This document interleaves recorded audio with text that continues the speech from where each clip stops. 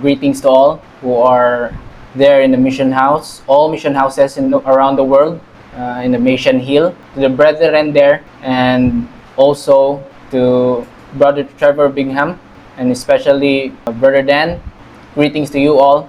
Before I start, let us pray first. Let us bow our heads. Our gracious, kind Heavenly Father, we are so thankful and privileged that you have given to us this opportunity to enlighten us with your words. And thank you for everything that you have done for us to make your will and for us to do thy service. Guide us with your power so we can do all the work for the advancement of thy kingdom. And this we ask in the loving name of Jesus, we pray. Amen. The subject that I would like to present is, why are you here? Why am I here? The reason is plain and simple. I am here because God is looking for servants. So I will going to read this verse from the Bible. It says, "Therefore, he unto them the harvest truly is great, the laborers are few. Pray ye therefore the Lord of the harvest that he would send forth laborers into his harvest." We all know that God is looking for laborers to work in his vineyard because the great harvest is coming. So God wants us, God is looking for laborers that he will put in his vineyard, which is the world. And according to Letters and Manuscript, Volume 7, it says, "The Lord work calls for laborers everywhere."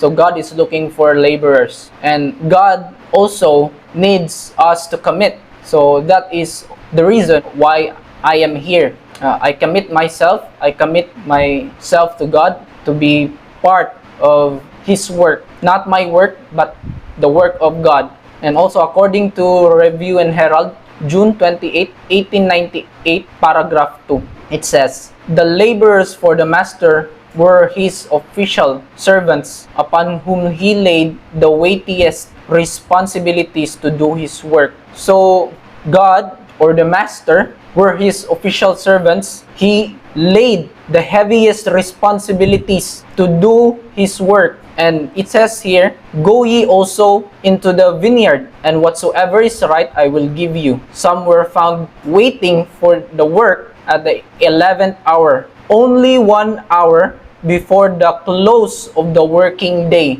So God really needs to make his work successful because the harvest, the great harvest is coming. And also, according to Matthew 22 verse 36, there is a lawyer asking to Jesus, "Master, which is the great commandment in the law?" He answered the lawyer, "Thou shalt love the Lord thy God with all thy heart, and with all thy soul, and with all thy mind. This is the first and great commandment. And the second is like unto it, Thou shalt love thy neighbor as thyself." In order for us to save life is to love God first and to love our neighbor, because if you don't love God and you don't love your neighbor or the people around us, we cannot save people because you don't have love for them. So imagine seeing the sons and daughters of God drowning. What will you do?